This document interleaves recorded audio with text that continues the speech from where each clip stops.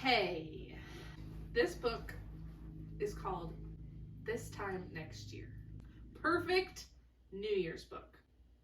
Light read, perfect, cute for New Year's, okay? So, our heroine is named Minnie, okay? And it's set in London.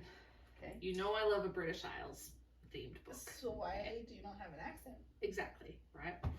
So, it's because I would butcher it. It's too much pressure. So the Audible book was really good because I loved the narrator. She did amazing. So, set in London, her birthday is on New Year's Day. Oh. But she thinks her birthday is like cursed. She has the worst luck New Year's Eve and her birthday. Nothing goes right like ever. So, most years she's stayed in. She just kind of tries to avoid it. So, she has a boyfriend named Greg. He's a journalist. Mm-hmm. And he's like, let's go out this New Year's Eve. The lady who writes like the food column is throwing this big, huge, awesome New Year's party. Let's go. Please come with me. She's like, okay, fine, whatever. It's going to be horrible, but okay. They go to the New Year's Eve party. Chaos ensues. She gets thrown up on by this girl. She is James. Then she meets Lucy Donahue.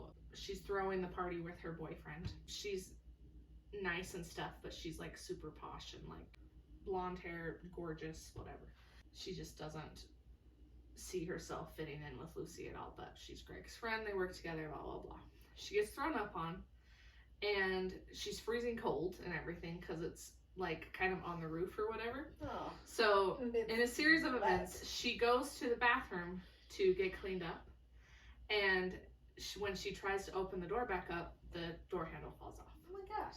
And everything's so loud when she's like, boom, boom, boom, help, I'm stuck in here, please help me. No one can hear her. Aww. Okay? So she's like, what am I gonna do?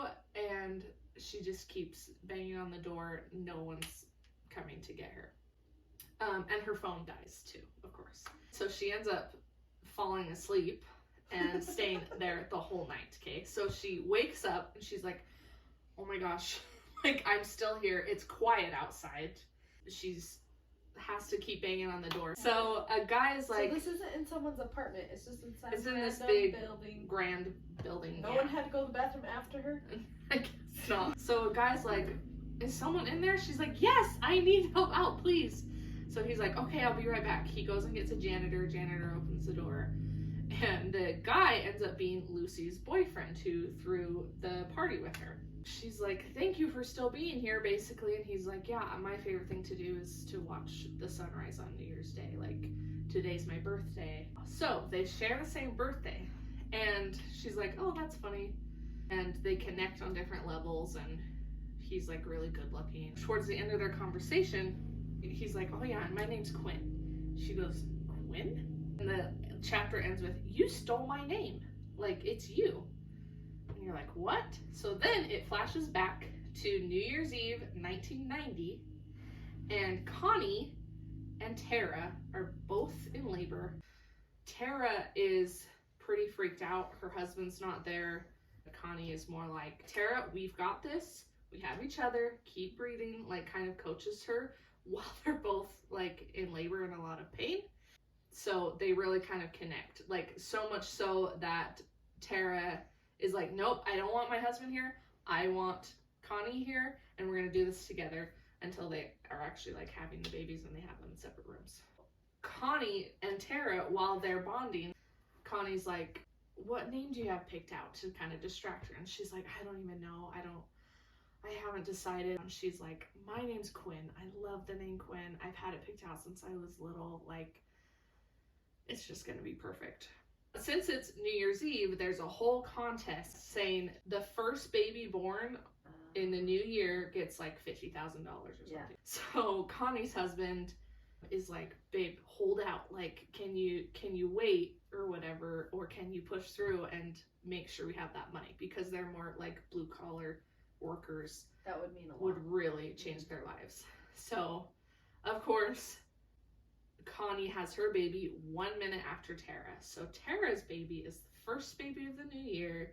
They get $50,000, and Connie is like bummed but loves her new baby. And then it's announced to the whole world what baby won the contest, and it's baby Quinn Hamilton.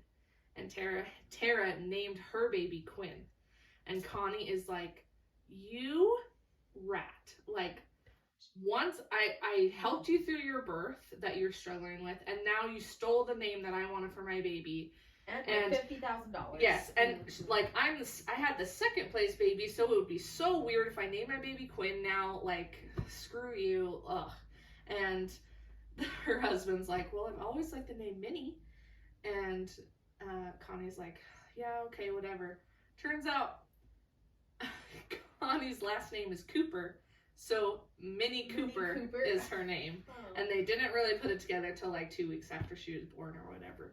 So Minnie, now adult, she just turned 30, New Year's, found this kid who stole her name because she's like, Quinn Cooper is an amazing name. Minnie Cooper is the worst, and I got bullied and blah, blah, blah. So she's like, oh, you're that kid. You got the 50 grams. Like, and so since her parents kind of were all butthurt and like held a grudge, she kind of has grown up with a belief of like, I'm unlucky on my birthday because I was unlucky when I was born. Horrible belief, right? Yeah. So now it goes back to Minnie and Quinn talking, and she tells her mom's side of the story. And Quinn's like, no, that's not how it went at all. Like, there's a total misunderstanding. Like, my mom named me Quinn in honor of your mom, not like kind of just like as a stealing thank you, her you name. got me Yeah. through all this. He's like, And it's so not she'll like never that. forget her. I Right. wish they would have split the money. I know, right? It's her birthday now. Bad things happen on her birthday. She says bye to Quinn. She needs to go find Greg because she's like, I don't know if he's pissed at me. I was in the bathroom all night. I don't know why he didn't come looking for me. Yeah. Why are we not talking about the fact Yeah. that she got ditched by her boyfriend? So she finally gets to her flat, charges her phone. She gets a hold of Greg, and he's like, the hell, I thought you ditched me. Like, I was looking around for you up and down the street. Like, I was looking forever, and your phone was off. And he's like, I thought you just left because I know this night is hard for you. I'm glad you're okay, I guess, type thing. So Minnie, bad things happen. Her landlord calls her and is like, I'm kind of kicking you out. On her birthday? And she's like, wait, bad things happened to me this day, so can we talk tomorrow and see how you feel then? He's like, okay. So Minnie runs a charitable business with her best friend, Layla. Love Layla. I love that name. Yes, she kind of runs the money side. Minnie bakes pies. It's kind of like Meals on Wheels. So she bakes these pies, and like when I say pies, I mean like British pies where it's like meat in there and stuff like that, like really hearty stuff. And then they deliver it to people who don't have visitors in their life, or like nursing homes, or like different things like that. But it obviously does not make hardly any money. And they're struggling. So she's at work, and Quinn Facebook messages her and says, hey, this is my number, call me. I want you to meet my mom. I told her I met you, and she wants to set the story straight. Like, she's upset that your mom and you have thought this all this time and wants to meet you. She is like, oh, okay, that's great, but our delivery truck isn't working. We need to go deliver these pies. What am I going to do? Let me call Greg and see if I can borrow his car. Well, instead of calling Greg, she accidentally calls Quinn's number that she just had on Facebook Messenger. The universe was like, answers. this is your moment. Yep, and he answers. She's like, oh, I'm sorry. I totally didn't mean to call you. He's like, no, it's fine. I'd love to come help. I'll be there in a minute. And so they go and deliver pies together. And he's like, your business is amazing. They click and make jokes and just talk really easy together. And so once they're done delivering pies, he takes her over to his mom's house in this super posh neighborhood. Very grand houses, like the opposite of what she lived in. And so she just kind of assumes that he's like arrogant rich boy, like who had this perfect life, and she's the unlucky one and stuff. Did they have money before winning the 50,000? Tara and Quinn? Mm-hmm. Yes, It's always the witch. It's always the Ooh, witches. it's always the what? I guess Freudian slip. I was gonna say the rich people who don't need it are the ones Rich that people earn it. just get more rich. So she meets Tara. Tara's lovely. She's such a nice lady, but she has some really, really high anxiety, really kind of paranoid stuff. So hardly ever leaves her house and is constantly calling Quinn and saying, I think someone's coming in the back door. I think someone's in the garden. So That's right on Quinn. yes. So while she's at Tara's house, and Tara's like, I'd love to meet your mother. Like, I'm so sorry. This is what happened, blah, blah, blah. Layla calls her and is like, dude, I just ran the numbers. Like, we are done. Like, if we can't get this X amount of stuff, like, we're going under. Like, we can't afford to do this anymore. I'm sorry to just randomly call you up. I know you were with Quinn and stuff like that, but I'm super stressed. We're donezo. So getting off that call, she is already stressed, and then she is in this amazingly fancy house with this guy who's like, this could have been my life type thing. Like, you arrogant rich boy, you don't know anything about my life or the real world or how hard it is. So she kind of like takes it out on him and is rude, and she ends up accidentally breaking a lamp or something, and Tara really freaks out and is like, don't touch the glass, don't, like, and has a little episode. But she's not worried about the lamp being broken. She's worried that there's glass. Pretty much, yeah. Or is she mad that the lamp broke? No, she doesn't. I mean, they have lots of money, so she doesn't care about the lamp. It's the glass and the safety of everyone and stuff like that. So Quinn's like, just get out of here. You better leave. You were just rude to me anyway. So she leaves.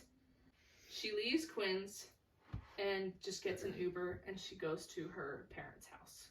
And seeing the contrast of Tara's home Going and from her that mom's house home to this house. is more like, It's like a constant. woe is reminder, me yeah. type thing.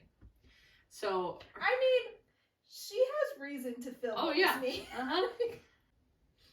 she goes back home and she's like, Mom, Dad, I'm sorry, but I need to move back home for a while. I'm getting kicked out of my apartment. The business is going under. Like, I don't know what else to do. They're like, sure.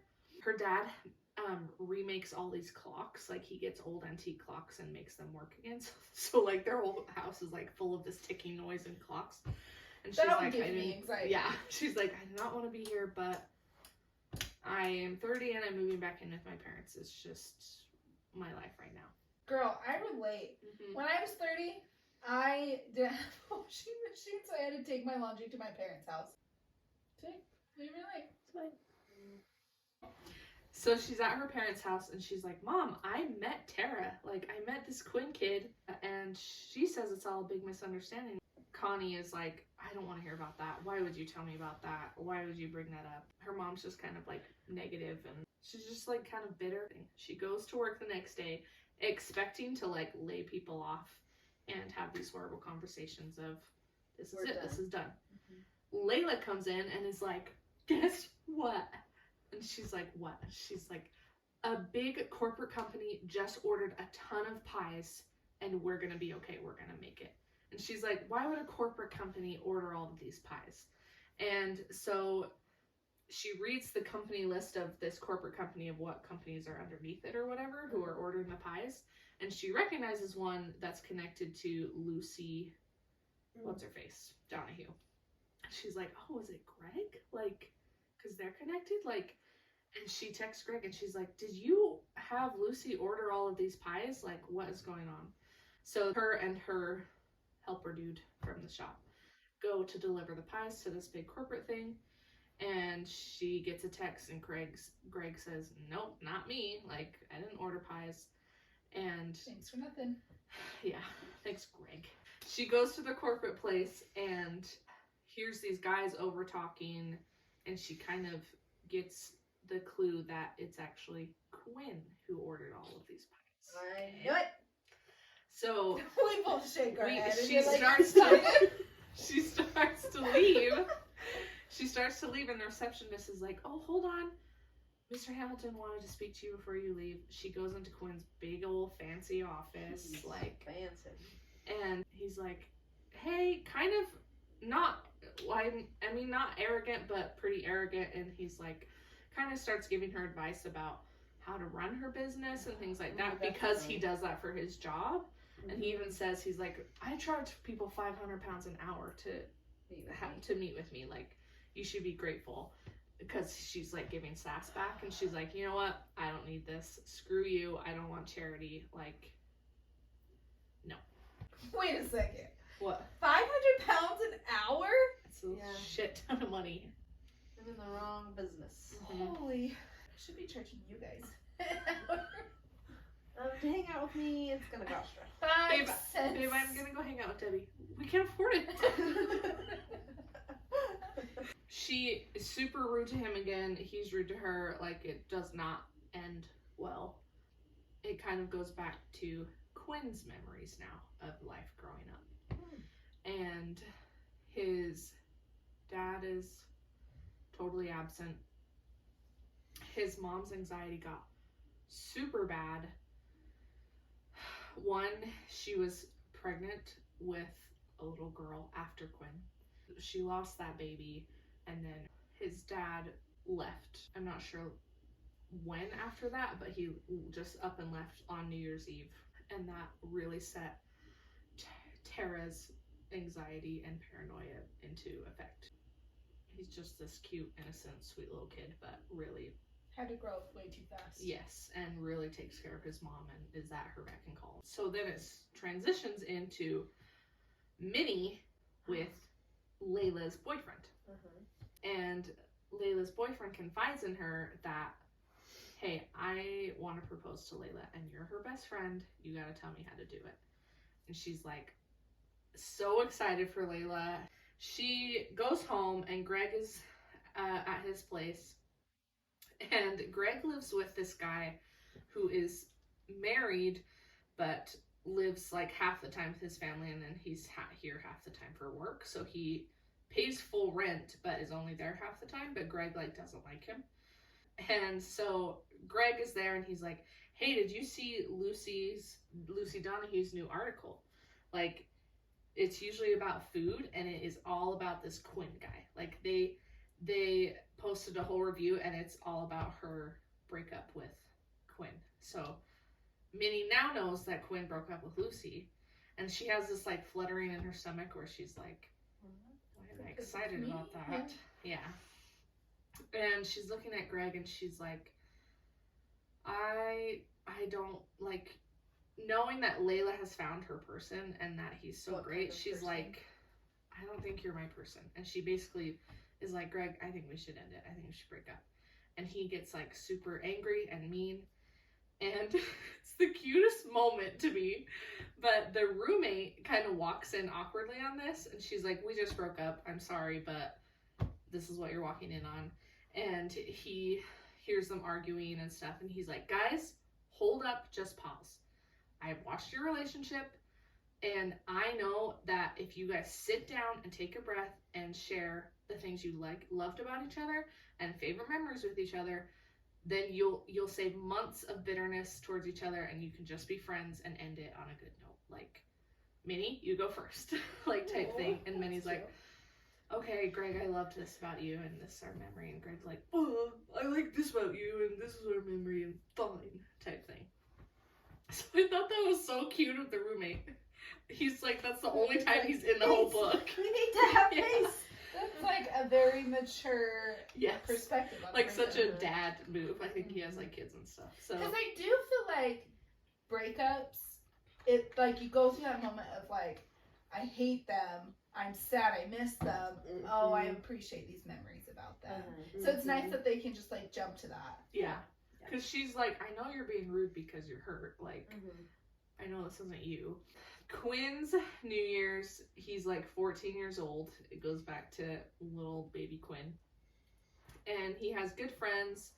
He's gonna go to a party. His mom's doing okay. His mom has him take, like, she's like, do you have your phone? And then you have your backup phone. Like, he's like, yes, Mom, I'm doing all right. He answers every single one of her calls. Like, he goes to this party as a 14-year-old, kind of awkward, doesn't really know how to talk to girls. And right at midnight, he kind of meets this blonde girl, and they like just hit it off, and they kind of click, and he awkwardly kisses her at midnight, and it's like, he's like, this is what kissing is supposed to be like. I've kissed girls before, but oh my gosh, like, this girl's amazing. And his mom calls and kind of breaks up their little moment, and he's like, stay right here, I have to take this call, but I'll be right back. And he's like, yes, Mom, everything's fine, you're fine, it's okay, I'll be home in a minute. He comes back and the girl's gone. Okay, so that ends there. Then at one point, it switches back. When Minnie is 14 years old, and she's at her house, and there's a party happening, and she's like, okay, I'm just gonna go out with my friends, and she has dyed her hair blonde, and she hasn't told her mom, and it's this new thing for her, and she's like, I want a new identity, I'm gonna dye my hair blonde and go to this party and see what happens, okay? And that's where it leaves you, okay? There's other little flashbacks too, like one New Year's, Minnie and Layla were in India, and they like met a stray dog, and Layla's like, don't touch it, it has fleas, and it's like, Minnie's like, no, it's so cute, he's so cute. But then it also shows Quinn's in India on a New Year's with this amazing girl, and a stray dog comes up to the table, and he's like, oh, he's so cute, and the girl's like, do not touch it, it has fleas, ugh, Quinn, blah, that's so gross. And so it's little moments of, their lives is have that the same crossed dog? Yeah. in different ways. So Minnie tells Layla, hey, I think we should call it on the business. I think it's hurting us more than it's worth. What do you think of that? And Layla kind of freaks out, and she's like, I put my heart and soul. yes. And she's like, I've done all the work, you haven't asked to help me with the books or anything, like, you are not grateful at all. Like, they kind of have a falling out, but the business is dissolved. They let people go. The business is no more. So Minnie makes a list of, okay, I need to apologize to Quinn, I need to find a job, I need to save money to move out of my parents' place. Apologize for what? Yeah, I was like, that's random. Like, Oh, because remember the last time we met, She yelled at him. yelled at him in his Right. office. so this is funny that that's something she's like, I need to make that Yeah, a this is priority. like weighing on her heart. Yeah. Yes. Just So for one, he stole your name and your $50,000. yeah, but he was a baby. He's just a baby. He's just a baby. She said, I don't remember exactly, but she said something super rude to him and wants to like clear it up. So she He's starts, single now. she was really into swimming when she was younger, and so she starts swimming at this pond. She starts swimming every Sunday in the mornings, and she gets a job at a catering company, and she is swimming one day and he is there, and she's like, I'm sorry. She makes up with Quinn. He says, hey, do you want to help me with something? I have to go adopt a penguin, like money wise. Like, and she's like, okay, because that's everyone's life, sure, I'll go help you with that. So they go to the zoo and they have this darling time, and at the very end she thinks he's gonna kiss her. He like side hugs her and like pats her on the back, like so horribly awkward, and she's like, nice. She's like, I just died. So she's like, cool, I get it. And Friend-zoned. yeah, and so basically they have a chat somehow after that, and he's like, I'm sorry I made that so awkward, I know we had a great time, but like basically I'm damaged, I'm not good for you, like I'm not going there. She's like, okay, well, we can just be friends. And so then they start swimming every Sunday and going to breakfast afterwards, but she never asks to do anything after, and he never does either. Like, it's just that. But they have that. That's nice. Yes. She's saved enough money to move out of her parents' house, and so she's like, will you come help me move? As like a, let's do something after like, breakfast. Let's Like, make plans. he helps her move in, and basically she's like, oh, I have this champagne, it's kind of warm, but like, let's have a glass to kind of christen my new Loosen you place. up. Yes. So she starts drinking, and she gets just tipsy enough to be like, hey, I like you. Like, what are we? She says, hey, I like you. And he's like, cool. Oh, no, and I don't remember his exact reaction, but they end up hardcore making out, and then her parents show up. And it's like, this is your new place! Congrats! So it's just, like, awkward. And she's basically like, I don't want to stop this. Like, we'll talk later. I'm sorry that my parents are here. And Quinn's like, yeah, I'm leaving. Bye. And he just kind of ghosts her. He doesn't text her. He doesn't. Yeah. So she finds out that Tara and Connie, so Quinn's mom and Minnie's mom, have now been talking. Oh. And Connie has been going over there and really helping Tara with her anxiety and really, like, pushing her. Connie is such a, like, I know. saint. She Never really met a pushes bad her in a girl. way that her son's not going to push her or could ever inspire her, right? Her cute dad ends up saying, yeah, I looked these up. All these clocks that I have, these antique clocks, go for a lot of money. Like, I'm going to sell my clocks. I'm going to invest in your business. It's going to be amazing. And Minnie's like, Dad, blah, blah, blah. It's very cute. She helps with Layla's engagement. Like, she's really just, like, thriving. She keeps thinking about Quinn, but, like, she's really thriving and living her best life. But at some point, Quinn comes back to her and says, I want to see where this goes. I like you. I have been seeing a therapist. Like, I know that I have commitment issues. I thought that love looked like leaving and looked like pain like my parents, but it's not. She's kind of scared to kind of lean back into a guy and give everything to a guy again. Mm-hmm. So she's like, you know what? No, we can be friends, but the ship has kind of sailed. I'm doing really good. So she is doing amazing. She keeps thinking about him at Layla's wedding. Layla's like, I know you've been doing so well, but if you keep thinking about him, that's a sign. Yeah, like, it could end up being amazing. Like you said, you felt like your best self with him. He could just support you further. She's finally like, okay, it's New Year's. She's like, I am done with this curse stuff. And she calls him, and he's like, I'm so glad you called. I'm getting on this boat, like the Thames. Come meet me. Let's spend New Year's together. Let's talk about this. And she's like, oh my gosh, she's still interested. Okay. Chaos ensues as she tries to get to this boat by 10 o'clock when it sails off. She's cursed. And she doesn't make it. So she gets back to her flat and the door's open. And she's like, did someone break into my flat now too? And so she goes in, kind of freaks out, and Quinn is in her flat. Aww. And he's she like, wasn't gonna make it. He's like, your door was wide open. I was worried about you. Like, I came back because I know you like to stay in on New Year's Eve. Like, I know that's important to you, so I wanted to spend today with you. She's like, and so she's like, I love you. I'm all in. He's like, I am too. They kiss. She's like, I want to go to this special spot, watch all the fireworks. Like, I'm gonna go out on New Year's Eve and we're gonna break this curse together and it's gonna be amazing. So they go out and she's like, where do you want to be this time next year? And he says, right here with you. Aww. And she basically says, I don't care where I am as long as I'm with you, essentially.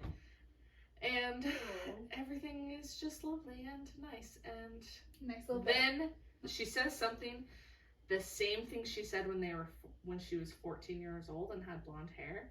And he goes, oh my gosh, it was you. And it kind of like ends right there. Like, they were meant to be the whole time. So and it's cute. very cute.